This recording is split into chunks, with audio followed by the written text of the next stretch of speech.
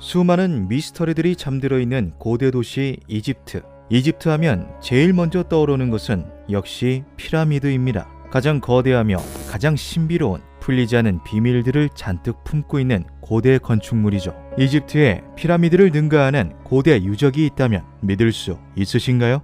역사의 아버지라고 불렸던 그리스의 헤로도토스는 직접 보고 들은 것을 토대로 역사라는 책을 집필하였습니다. 헤로도토스는 기원전 448년에 이집트를 방문하였는데 그 내용 또한 책에 기록하였죠.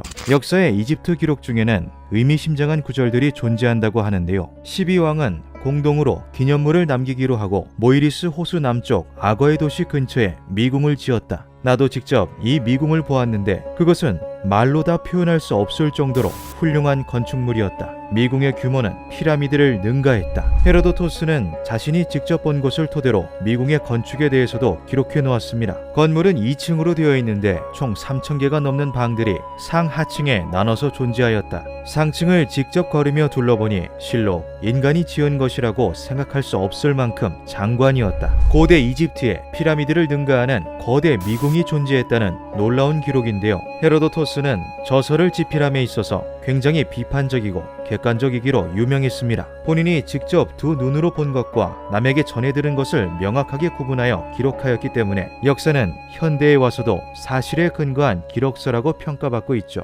놀라운 것은 미궁에 관한 기록이 하나만 존재하지 않는다는 것인데요. 이집트의 미궁은 고대 역사가들이 작성한 문헌에도 종종 등장하고 있습니다. 멘데스 왕은 미궁이라고 불리는 거대한 묘지를 지었다. 미궁은 엄청난 규모뿐만 아니라 뛰어난 예술성도 갖추고 있었다. 이것을 쉽게 여기고 들어오는 이는 절대 출구를 찾아 나가지 못할 것이다. 미궁의 건축 기술은 타의 추종을 불허한다. 디오도루스의 이집트 미궁에 관한 기록은 헤로도토스의 기록보다 400년이 늦습니다. 즉 헤로도토스가 직접 기록을 한 시점부터 디오도루스가 400년 뒤에 방문을 할 때까지는 미궁이 건재하게 존재했다는 것인데요. 디오도루스와 같은 세대를 공존했던 고대 그리스의 지리학자 스트라본도 이집트에서 목격한 미궁에 관한 기록을 남겼습니다. 피라미드와 비슷한 미궁이 있는데 그 옆에는 미로를 건설한 왕의 무덤이 있었다. 안내원 없이 구경을 하다가는 영영 빠져나갈 수 없을 정도로 정교하게 구축되어 있는 미로였다.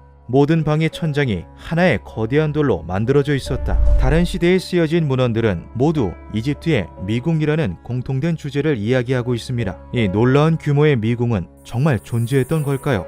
미궁에 대한 마지막 기록은 기원 후 1세기경 로마의 역사가 가이우스 플리니우스가 작성한 박물지 36권에 기록되어 있습니다. 데달로스의 미로는 이집트의 미로와 비교했을 때 100분의 1 정도밖에 되지 않는다. 90계단을 내려가야 나오는 회랑에는 왕의 조각상을 비롯한 온갖 혐오스러운 형상들이 있다. 고대 역사가들이 설명하는 미궁의 모습은 큰 틀은 같지만 세세한 부분에서는 차이를 보이고 있습니다. 학자들은 그 이유가 미궁의 거대했던 규모와 출입 금지로 구분된 구역의 존재로 인한 것이라 설명하였는데요. 기록에 따르면 미궁은 선조들의 무덤이 보관된 신성한 장소였습니다. 때문에 이집트의 왕족이 아닌 외부인이 미궁의 모든 것을 전부 다 돌아보는 것은 불가능했던 것이죠. 그 기준과 범위가 시대에 따라 조금씩 변하면서 역사가들이 남긴 기록에도 차이가 생긴 것이라 추정되고 있습니다. 헤로도토스가 하층을 아예 둘러보지 못했다는 것도 비슷한 맥락으로 해석될 수 있죠. 하지만 공통적으로 설명하는 미로라는 요소는 매 기록마다 등장하는데요. 이 미궁은 현재까지도 발견되지 않고 있습니다. 피라미드를 능가했다는 거대 미궁은 이집트 어디에 존재했던 걸까요? 2008년 벨기에와 이집트 인원들로 구성된 역사연구팀 마타아는 문헌 기록들을 토대로 미궁의 위치를 이집트 카이로 남쪽의 하와라 지역이라고 추정하였습니다. 아멘엠하트 3세의 피라미드 앞에 도착한 그들은 피라미드 남쪽 지하에 미궁이 있을 것이라 특정하였는데요. 모래에 의해 미궁이 땅 밑 깊숙이 묻혔을 거라고 예상한 그들은 지층을 뚫고 촬영하는 지면 투과 기술을 이용해 지하를 촬영하였죠. 그리고 놀라운 사실이 드러납니다. 지하 10m 아래에 일정한 모양의 화강암 구조물이 보였던 것인데요. 화강암들은 마치 인공적인 미로처럼 서로 얽혀 있었으며 그 규모 또한 매우 거대했습니다. 마타아 연구팀은 바로 이곳이 수천 년 동안 베일에 쌓여있던 미궁이라고 확신하였죠. 하지만 연구는 더 이상 진행될 수 없었습니다. 이집트 정부가 직접적으로 조사를 중지할 것을 명했기 때문인데요. 국가 안보 제재를 위한다는 것이 그 이유였죠. 이에 마타아 연구팀은 이집트 정부 측에 정식으로 조사 허가 요청을 보냈지만 돌아오는 대답은 없었습니다. 학자들은 아멘엠하트 3세 피라미드 앞에 있는 것이 고문원에 기록되어 있는 미궁일 확률이 높다고 말합니다. 하지만 이집트 정부는 미궁은 없다라고 말하며 현재까지도 조사 재개를 허락하지 않고 있다 하는데요. 미궁의 존재를 믿는 학자들은 수천 년의 세월이 흐르며 미궁 전체가 모래에 깊게 파묻혀버린 것이라 주장합니다. 기록에 따르면 스핑크스 역시 지금까지 무려 4번이나 모래에 파묻혔다 나왔다를 반복하였다고 하는데요. 거대한 건축물 전체가 모래에 잠기는 것은 사막에서는 충분히 가능한 일이라고 하죠. 최근 17세기의 고대 이집트 연구자였던 아타나시우스 키르어가 그린 스케치가 뒤늦게 논란이 되기도 했습니다. 해당 스케치가 기록에 나오는 이집트의 미궁 구조와 상당히 닮아 있었기 때문인데요. 스케치가 정확히 어떤 것을 대상으로 했는지는 현재까지 밝혀지지 않고 있습니다. 이집트의 광활한 사막 어딘가 존재한다는 거대 미궁, 피라미드 미스터리를 풀 열쇠가 어쩌면 그곳에 잠들어 있을 수도 있지 않을까요?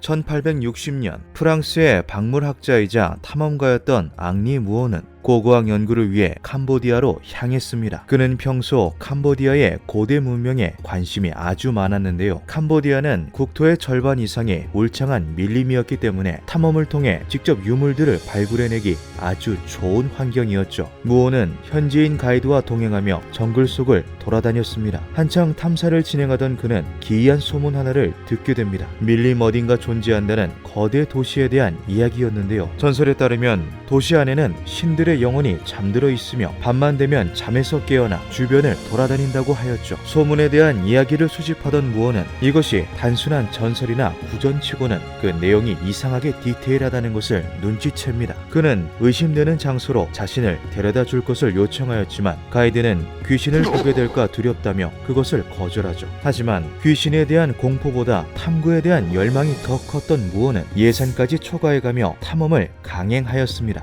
그리고 그는 결국 찾아내고 말았죠. 발견하기는 쉽지 않았습니다. 거대한 도시 전체가 울창한 나무에 가려져 있었기 때문인데요. 무어도 직접 손으로 짚어보고 나서야 이것이 나무가 아닌 돌로 된 건축물이라는 것을 알 수 있을 정도였다고 하죠. 그의 눈앞에 펼쳐진 광경은 놀라웠습니다. 거대한 돌들로 이루어진 건물들이 즐비해 있는 이곳은 정말 도시의 버금가는 규모를 가지고 있었죠. 무어는 황급히 고국으로 돌아와 자신이 캄보디아의 정글 속에서 목격한 거대 도시에 관한 기록을 책으로 남겼습니다. 그는 상세한 기록과 함께 스케치도 그려 넣었는데요. 솔로몬 왕의 신전처럼 장엄하고 미켈란젤로의 조각상같이 아름답다. 이것은 고대 그리스나 로마에 세워진 그 어떠한 신전보다도 웅장하며 감탄스럽다. 하지만 무어는 자신의 업적을 인정받기도 전에 그만 세상을 떠나고 맙니다. 정글 탐험 중 얻은 말라리아 때문이었는데요. 그가 캄보디아 탐사를 마친 지 채 1년도 되기 전이었죠. 세간에서는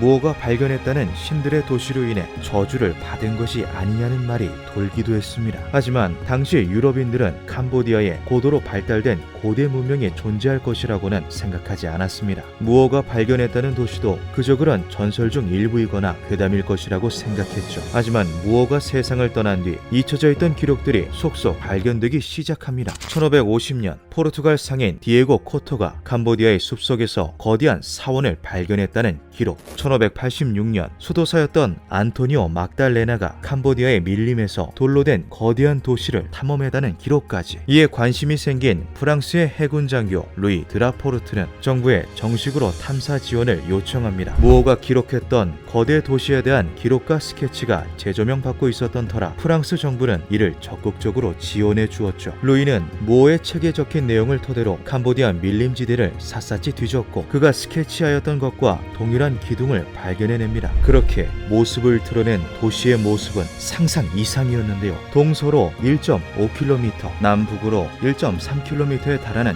길이 2,000개에 달하는 거대한 기둥들, 돌을 조각하여 만든 300여 개 가량의 방들까지 7대 불가사의 앙코르와트는 이렇게 세상 밖으로 드러나게 됩니다. 12세기 초 크메르 제국의 왕 수리아 바르만 2세에 의해 지어진 앙코르와트는 비슈누 신을 섬기는 일종의 거대한 사원이었는데요. 조사와 연구가 진행되면서 드러난 앙코르와트의 비밀들은 충격의 연속이었습니다.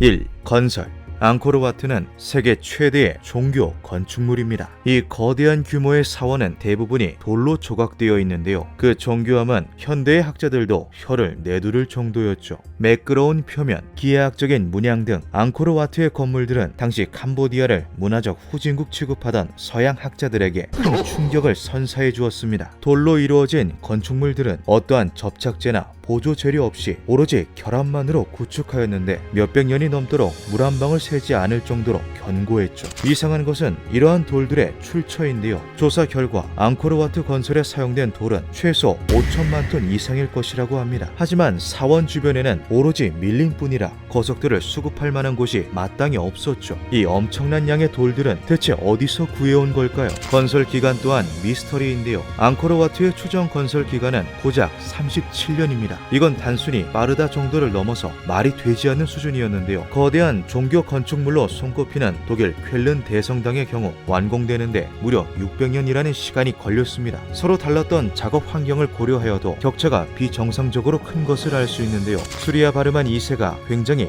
포악한 군주였고 앙코르와트 건설에 하루 2만 명이 넘는 노동자가 고역에 시달렸다는 전제를 놓고 보아도 납득하기 어려운 건설 기간이죠. 당시 크메르인들에게는 그들만의 비밀 건축법이라도 있었던 걸까요? 2. 공룡. 앙코르와트에는 일명 돌의 예술이라고 불리우는 각종 부조들이 굉장히 많습니다. 세밀하고 깔끔하게 세공된 것은 물론 그 표현력이나 배치도 아주 뛰어난데요. 2009년 한 관광객이 발견한 부조가 큰 논란이 된 적이 있습니다. 타프롬 사원에는 동물이나 곤충 형태의 생물 부조가 아주 많습니다. 사원을 방문했던 관광객은 그중 이상한 외형을 가진 부조를 발견하고 그것을 사진으로 찍어 인터넷에 올렸는데요. 그것은 놀랍게도 공룡의 모습을 하고 있었습니다. 부조에 조각된 것은 주라기 시대에 번성했던 스테고사우루스와 상당히 유사한 외형을 가지고 있었는데요. 스테고사우루스의 가장 큰 특징인 척추의 돌기들이 부조에도 그대로 재현되어 있죠. 조작을 의심한 캄보디아 문화재청은 해당 부조에 대하여 전문가 감식을 의뢰하였습니다. 검사 결과 해당 부조는 후대 혹은 최근에 끼워진 것이 아닌 당시 살던 중세 크메르인이 직접 조각하여 넣은 게 맞다는 결론이 내려지죠. 이에 학자들은 이것이 멧돼지라고 주장하였는데요. 돌을 이고 있는 멧돼지 혹은 나뭇잎에 둘러싸인 모습을 표현한 것이라고 말하였습니다. 하지만 일각에서는 이것이 진짜 공룡을 표현한 부조일 가능성이 있다는 의견이 있기도 했습니다. 800년 전에 캄보디아에 스테고사우루스가 존재했을 리는 없겠지만 크메르인들이 공룡의 화석을 보고 모습을 유추하여 부조에 조각해 넣은 것일 수 있다는 가설이었죠. 하지만 캄보디아에서 가장 가까운 스테고사우루스 화석 발굴지는 중국이었습니다. 중세 크메르인들은 스테고사우루스는 물론 공룡의 존재 자체를 몰랐을 확률이 굉장히 높죠. 과연 이 부조는 무엇을 형상화한 것일까요? 3. 고대 도시. 조사 결과 전성기 시절 앙코르 유적에 거주하던 크메르인들은 최대 100만 명에 달했던 것으로 밝혀졌습니다. 이것은 현재 미국의 샌프란시스코 인구수와 맞먹는 규모인데요. 중세 유럽의 파리나 런던 같은 대도시의 인구가 10만에서 20만 정도였던 것을 감안하면 면적 대비 어마어마한 인구수를 가진 도시였다는 것을 알 수 있죠. 이상한 것은 앙코르와트를 포함한 앙코르 유적에 100만 명에 가까운 인원을 수용할 장소가 있었냐는 것입니다. 단순히 인구 밀도가 높다고 가정하기에는 해석되지 않는 부분들이 아주 많았는데요. 최근 놀라운 조사 결과가 하나 발표됩니다. 연구를 위해 앙코르 유적에 방문한 호주의 고고학자 데미언 에번스는 최첨단 기술을 이용한 색다른 탐사 방법을 시도하였습니다. 헬리콥터에 레이저 탐사 장비를 부착해 지상으로 광선을 쏘아 3차원으로 재스캔하는 라이다 스캔 기법을 활용한 것인데요. 그 결과 캄보디아의 수도 프놈펜에 버금가는 고대 도시가 앙코르와트 인근에 존재했다는 것을 발견합니다. 3차원 스캔 자료를 토대로 분석한 결과 거대한 궁전의 터, 물이 흐르는 운하 등의 흔적이 확인되었죠. 학자들은 앙코르와트만으로는 설명되지 않던 인구수 미스터리가 마인드라 파르바타로 해석이 되었다고 말하였습니다. 마인드라 파르바타는 아주 웅장한 규모의 고대 도시이다.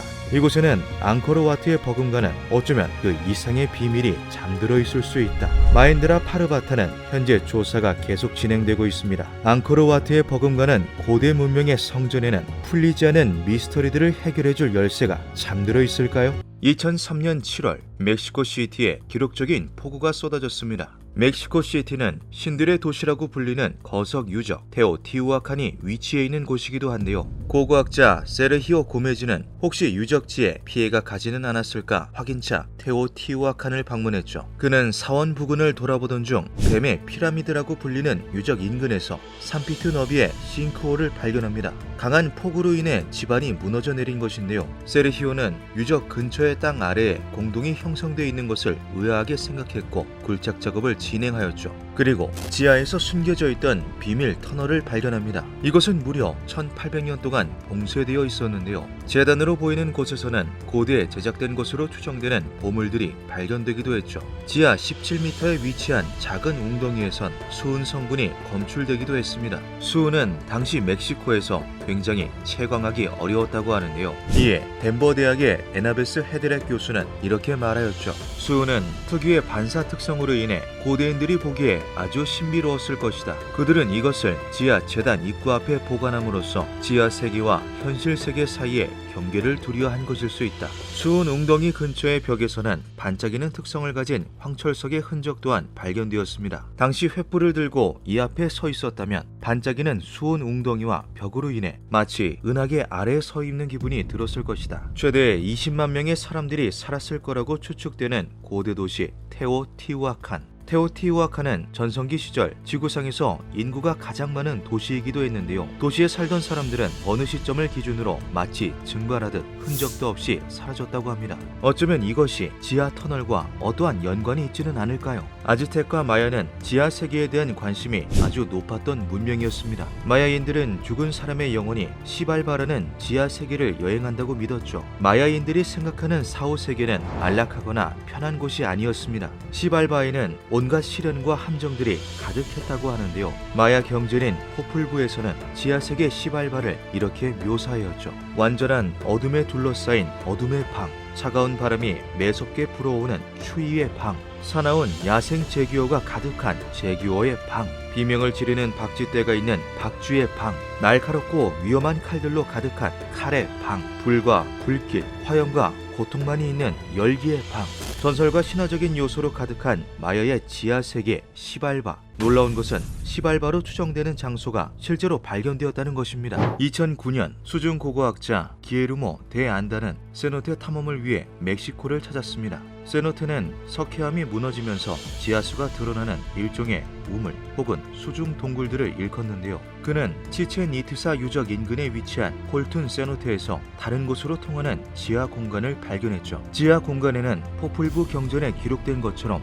종류석과 날카로운 돌들이 가득한 칼의 방, 얼음장 같은 돌풍이 부는 추위의 방, 박쥐떼가 가득했던 박쥐의 방이 존재했습니다. 또한 숨겨진 문으로만 접근할 수 있는 수중 피라미드도 발견하였으며 종교적 의식이 행해진 것으로 추정되는 제단과 제물의 흔적 또한 발견하였죠. 마야의 신화에서 세노테는 지하 세계로 가는 관문이었습니다. 그들은 지하를 신성시하며 의식을 올리고 언젠가 영원히 시발바에 닿을 수 있기를 염원하였죠. 마야인들은 우주가 하늘, 땅, 지하 세계로 이루어진다고 믿었다. 세 가지 층들 사이의 균형을 유지하지 못하면 가뭄이나 기근이 발생한다고 여겼으며 특히 지하 세계는 모든 생명의 근원이 되는 곳이라 생각했다. 그들은 지하의 신들에게 제물을 바치는 것으로 그 균형을 조정했다. 마야 유적지 인근에서 발견되는 세노테에는 실제로 인신공양의 흔적으로 보이는 뼈가 발견되는 경우가 많다고 합니다. 이상한 것은 세노테에서 발견되는 뼈 조각들 중 약 80%가 3세에서 11세 사이로 추정되는 어린아이들이었다는 것인데요. 이에 기에르모는 이것이 아이들을 기리기 위한 일종의 무덤이었을 수도 있지만 지하 세계의 신에게 바치는 제물이었을 가능성 또한 있다고 말했죠. 마야 문명에는 아이들뿐만 아니라 사회 전반적으로 인신공양 풍습이 짙게 깔려 있었습니다. 신에게 목숨을 바치는 일이 생애 최고로 영광스러운 업적이라 칭해지기도 하였는데요. 그들은 남녀노소를 불문하고 언제든 신을 향해 자신의 충정을 보일 준비가 되어 있었죠. 그들은 어째서 인신공양에 유독 집착하였던 걸까요? 2016년 멕시코의 학자 르네 세구라는 치첸 이트사를 조사하던 중 놀라운 사실을 밝혀냅니다.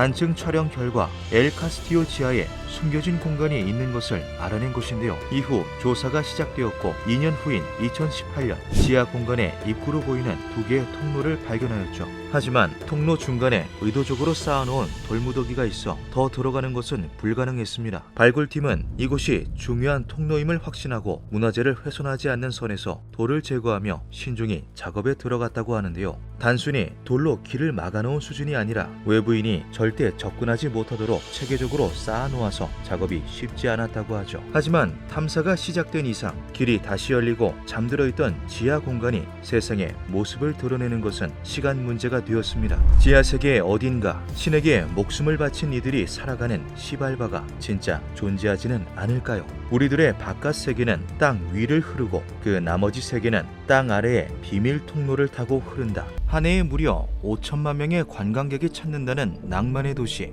프랑스 파리.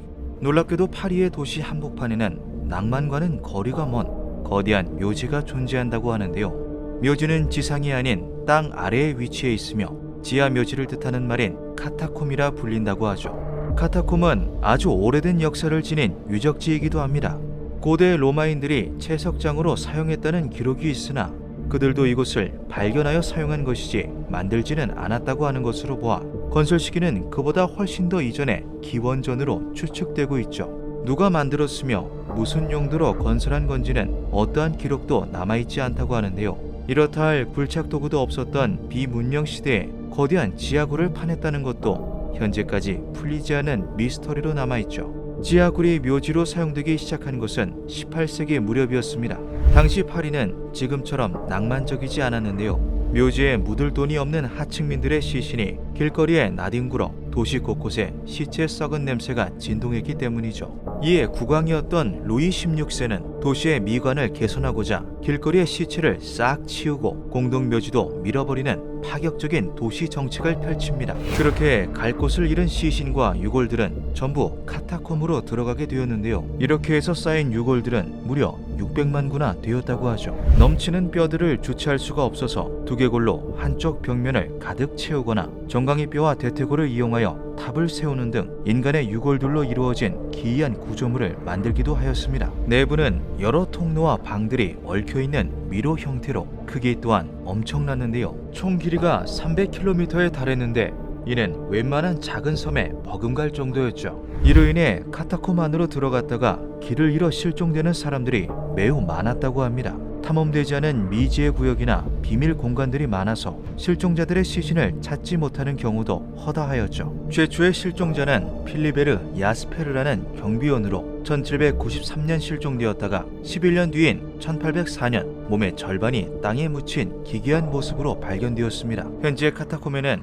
그를 기리는 추모비가 남아있기도 하죠. 카타콤의 지도가 필요하다고 생각한 정부는 1857년 지도를 제작하였으나 300km에 달하는 지하 미로를 완벽한 맵으로 그려내는 것은 불가능했습니다. 결국 지도는 일부분을 표기하는 것으로 그쳤다고 하죠. 1950년 정부는 결국 카타콤의 출입을 금지하고 300km 중 1.6km만을 관광 용도로 개방하였습니다. 나머지 곳들은 통로를 봉쇄하고 경비를 배치하여 내부로 들어가는 것을 철저하게 막았는데요. 그럼에도 불구하고 카타콤 내부로 들어가려는 시도는 끊이지 않았습니다. 10대들은 카타콤으로 향하는 비밀 입구를 찾아내기도 하였으며 탐험가들은 경비에게 웃돈을 주고 몰래 안으로 들어가기도 하였죠. 1993년 프랑스의 다큐멘터리 제작자 프란시스 프리랜드는 어느 날 지인으로부터 한 통의 연락을 받습니다. 지인은 아마추어 동굴 탐험가였는데요. 그는 제보받은 비밀 통로로 카타콤 내부 깊숙이 들어갔고 그곳에서 수상해 보이는 캠코더를 하나 발견했다고 말하였죠. 관심이 생긴 프란시스는 곧장 그를 만나 영상을 확인해 보았습니다.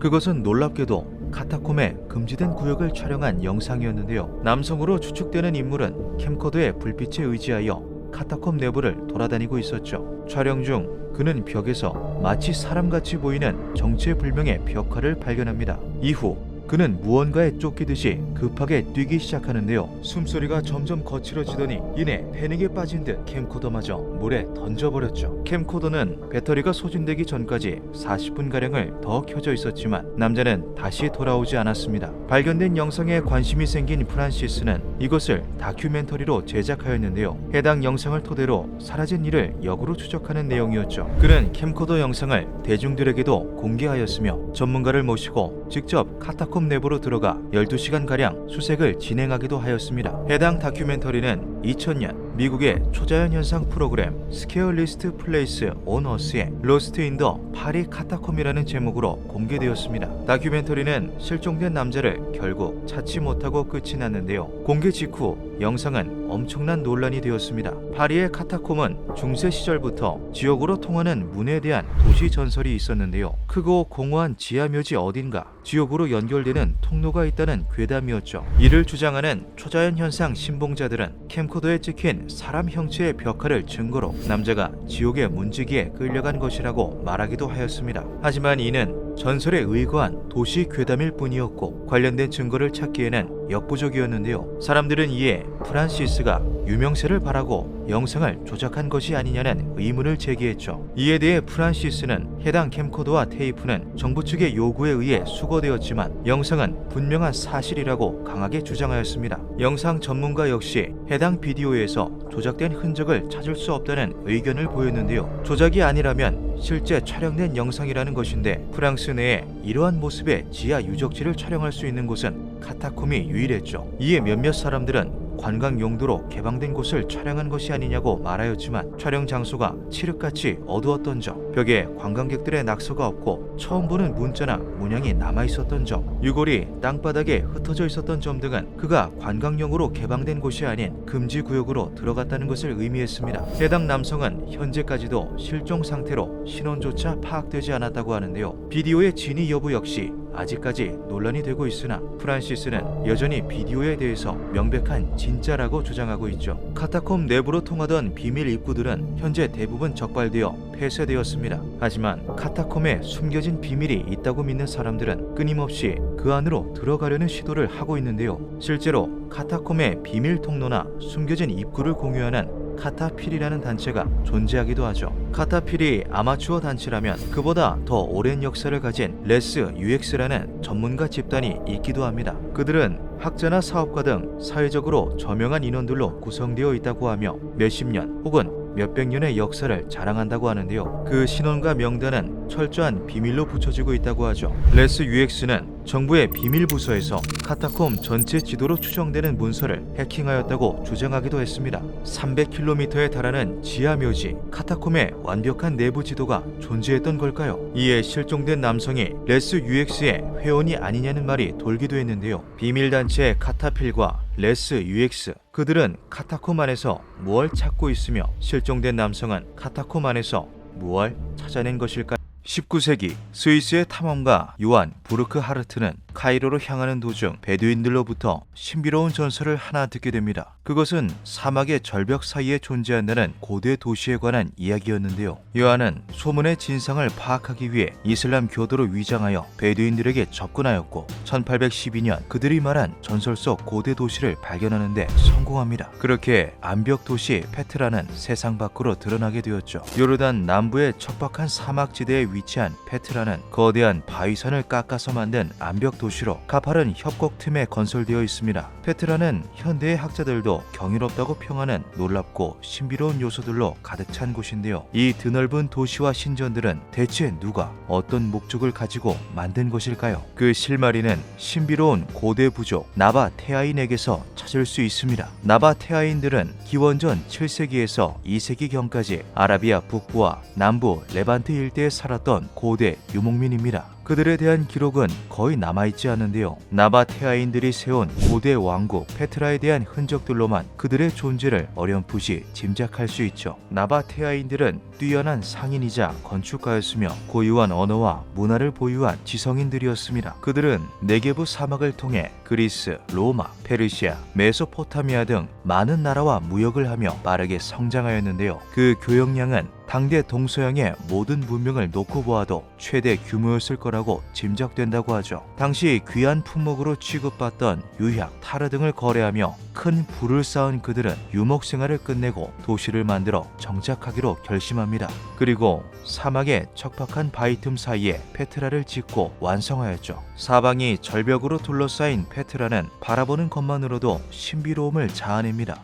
바위 도시라는 이름에 걸맞게 붉은 사암산을 통째로 깎아내려가며 파내는 공법으로 대부분의 건물들을 지었는데요. 이렇게 건설된 건축물은 발견된 것만 무려 800여 개에 달했죠. 도시의 모든 인원을 수용하는 것이 가능했을 거라고 하는 33계층 원형 극장, 나바테아인들이 섬기던 두샤라 신을 모신 신전, 카스르빈, 트피라움, 현대의 대도시 빌딩 10층 건물의 웅장함과 맞먹는다는 장내 사원, 앗 에디르, 페트라의 건물들 중 가장 놀라운 유적이라 평가받는 알카지네까지 건물들은 그 종류도 매우 다양했습니다. 특히나 알카지네 신전은 하나의 거대한 예술품이라고도 불리는 곳이었는데요. 왕의 무덤이라는 용도에 걸맞게 43m에 달하는 웅장한 높이로 건설되었으며 그 외벽에는 독수리를 비롯하여 네바테안의 신들이 세세하게 조각되어 있죠. 페트라를 연구하던 학자들은 몇만 명이 함께 지냈을 거라고 추정되는 이 사막 도시에 어떤 식으로 물을 공급한 건지 의문을 품었습니다. 그 의문은 유적 인근 사막으로 조사가 확대되면서 풀릴 수 있었는데요. 페트라 일대 총 130제곱킬로미터에 달하는 넓은 면적에 대규모의 수로 공사가 되어 있었기 때문이죠. 발견된 물 저장소만 70개, 댐은 28개에 달했으며 그 외에도 수십 개가 넘는 수로들이 도시 인근 곳곳에서 발견되었습니다. 이로써 사막에 단 한 번의 비만 내려도 그 일대에서 모인 모든 빗물들은 그 중심에 위치한 페트라로 흘러들 수 있었죠. 그렇게 모인 물은 페트라 내부에 위치한 200여 개의 저수시설로 분류되어 이동하였으며 그 저수시설과 연결된 또 다른 수로를 통해 도시 전체로 퍼졌습니다. 이러한 그들의 노력은 페트라 인근의 사막을 녹지로 만들 정도였는데요. 학자들은 네바테아인들이 물을 끌어와 주변을 풍요롭게 만든 덕에 당시 그 지역 일대에는 풀이 자라고 꽃이 피었으며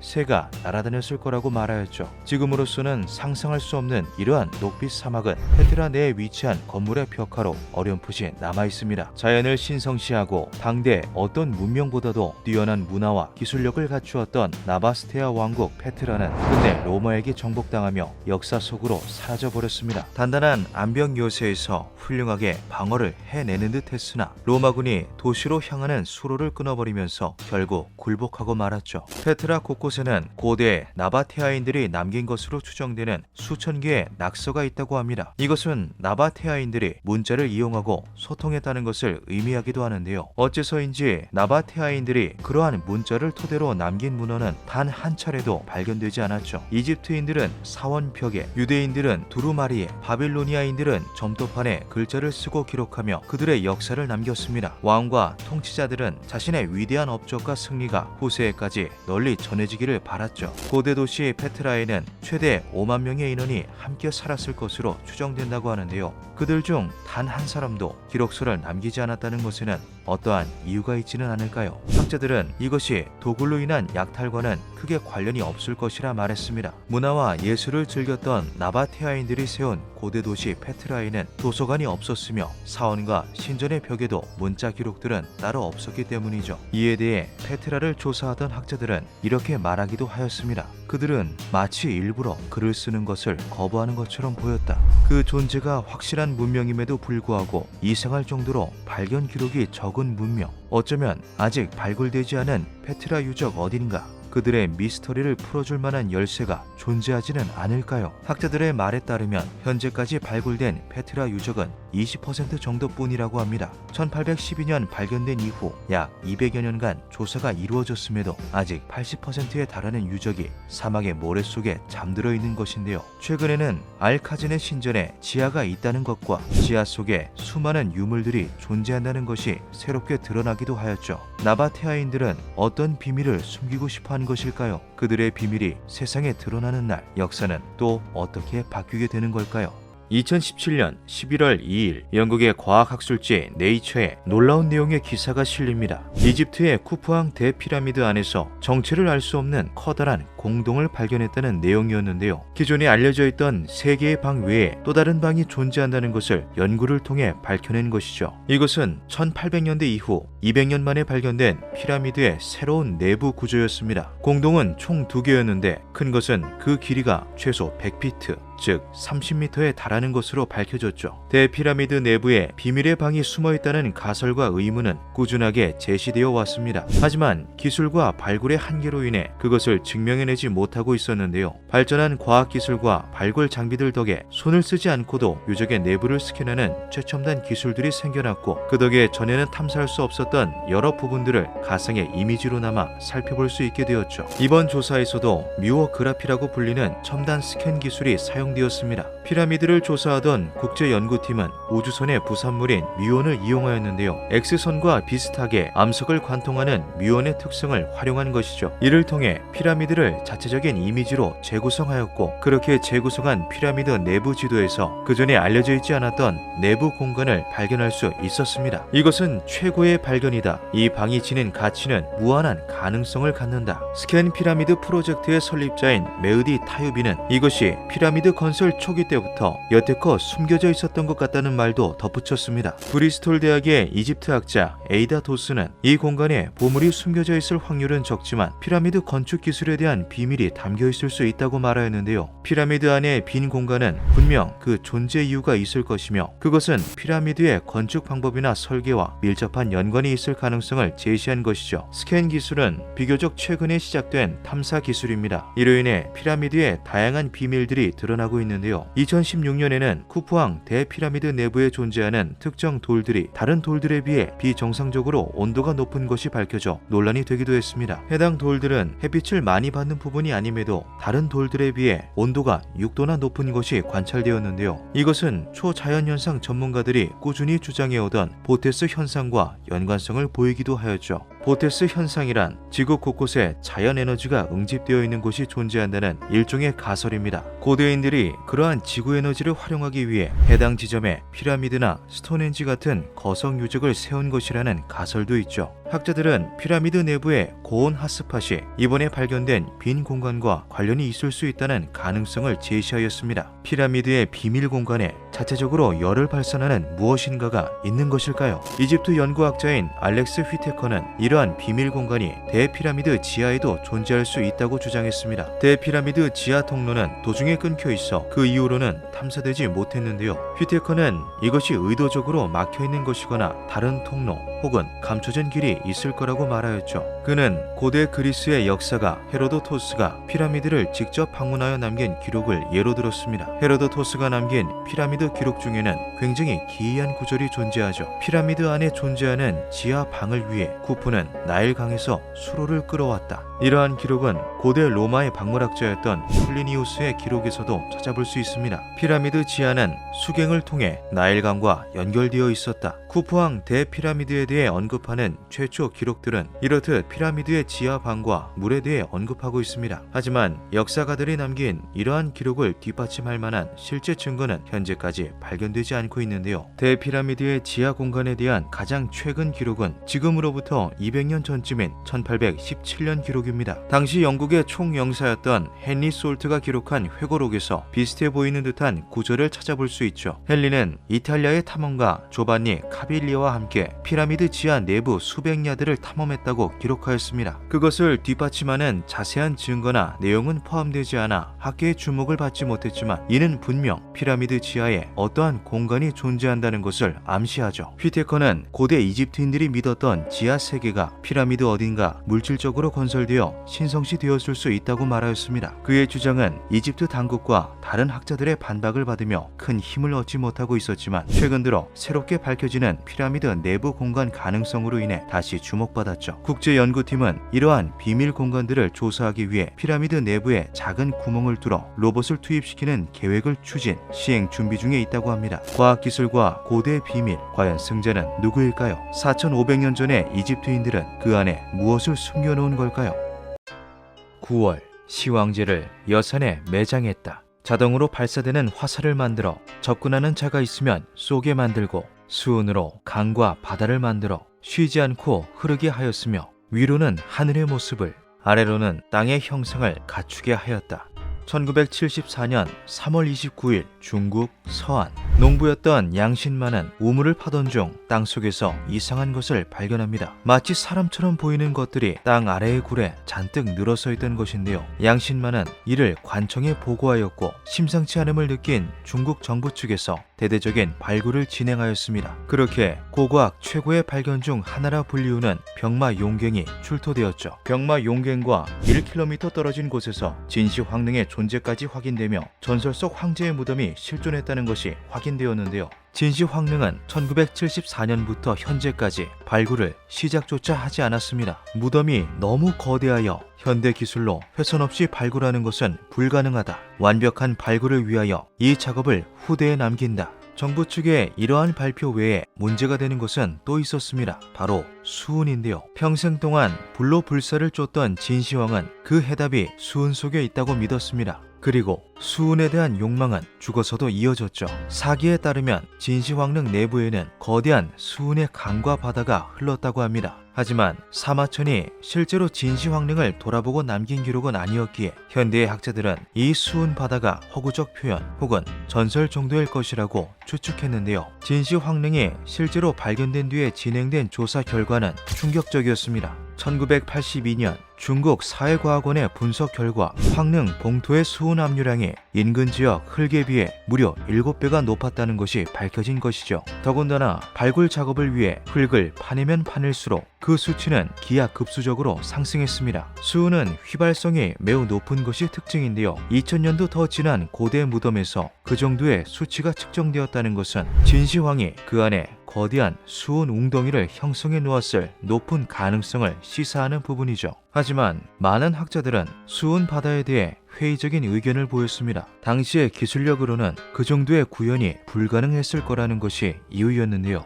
2016년 진시황릉을 조사하던 중국의 고고학팀이 놀라운 연구 결과를 발표합니다. 황릉의 바닥에 거대한 배수시설이 존재할 확률이 매우 높다는 것을 밝혀낸 것인데요. 고고학팀은 황릉에서 약 100km 떨어진 산시성 쉰양에서 수은을 대거 운반해 왔을 거라는 추측을 하기도 했죠. 이에 학자들은 또 다른 가능성에 대해서도 살펴보았습니다. 사마천의 기록대로 무덤 안에 수은으로 된 인공 웅덩이가 실제로 존재했다면 적의 침입을 감지하고 자동으로 발사되는 석궁과 하늘을 본떠 만든 천장은 과연 어떤 방식으로 구현하였을까 하는 추측이었는데요. 현대의 학자들 중 그 누구도 자동 감지 석궁과 지하세계의 하늘에 대한 설계 방식 예상도를 내놓지 못했죠. 진시 황릉의 발굴은 중국뿐 아니라 전 세계가 바라는 위대한 업적입니다. 하지만 중국 정부 측의 강경한 입장으로 인해 발굴 작업은 진행되지 않고 있는데요. 회의론자들은 중국 정부 측이 무덤을 발굴하지 않는 것에 대해 다른 가설을 제시하기도 했습니다. 첫 번째는 이미 진시황릉이 도굴되었을 가능성인데요. 이것을 시사하는 고문원 기록은 실제로 2건이나 존재하죠. 함양을 점령한 항우가 30만 명을 동원해 진시황릉을 파헤친 뒤 발굴한 보물을 30일간 실어 날랐다. 어느 목동에 잃어버린 양을 찾으려고 웬 구덩이 속으로 들어갔다가 진시황의 시신이 안정되어 있는 관을 발견하고 그것을 불태웠다. 진시황릉이 도굴되고 심지어 관이 불태워졌다는 이 충격적인 기록은 중국 내 고문원에 적혀있는 실제 내용들입니다. 세간에서는 진시황릉의 봉분 높이가 기록보다 많이 낮은 이유도 세월의 침식이 아닌 도굴로 인한 파괴로 지형이 내려앉았기 때문이라 주장하기도 했는데요. 전 세계가 주목하는 역사적 무덤이 이미 도굴된 상태라는 것을 안 중국 정부 측이 이 사실을 감추기 위해 무덤을 다시 봉했다는 음모론이죠. 가설은 이뿐만이 아닙니다. 명령을 내려 후궁들을 같이 묻으니 죽은 사람이 매우 많았다. 매장을 끝내자 누군가 말하기를 장인이 기계를 만들고 노예가 그 사실을 아는데 이들이 밖으로 나가면 사실이 누설될 것입니다 라고 하였다. 이에 묘의 통로를 폐쇄하고 바깥문도 봉하니 그들이 나오지 못했다. 사기에 따르면 당시 황릉 건설에 투입된 노예의 수는 무려 70만 명이었습니다. 거기에 후궁들과 장인, 노예들을 합치면 그 수는 더 늘어나는데요. 황제를 위해 비밀을 위해 그들을 전부 그 안에 가두고 묻어버린 것이라면 무덤을 열고 제일 먼저 눈에 들어오는 것은 놀라운 역사 유물들이 아닌 충격적인 대량 생매장 흔적일 수도 있는 것이죠. 음모론자들은 해당 두 가지 가설 모두 충분히 발생 가능한 일이며 중국 정부 측이 역사적 이미지를 위해 이를 숨기고 있다고 주장했습니다. 하지만 중국 내 학자들은 그러한 가설들에는 근거가 전혀 없으며 오히려 항우의 기록으로 인하여 진시 황릉이 온전히 보존될 수 있었던 것이라 말하기도 하는데요. 항우가 도굴을 모두 끝냈다는 허황된 소문으로 인하여 정작 도굴꾼들의 눈을 피할 수 있었고 갖은 보물과 유물들을 간직한 채 현재까지 존재해 왔을 수 있었다는 것이죠. 진시 황릉은 인류 역사상 발견되었던 모든 황릉을 통틀어 가장 위대하고 놀라운 유적이라 평가받고 있습니다. 대부분의 학자들은 현존하는 고고학 최고의 무덤인 투탕카멘의 무덤조차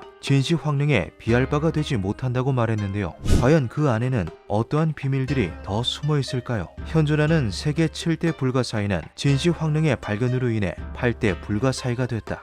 기묘한 밤이었습니다.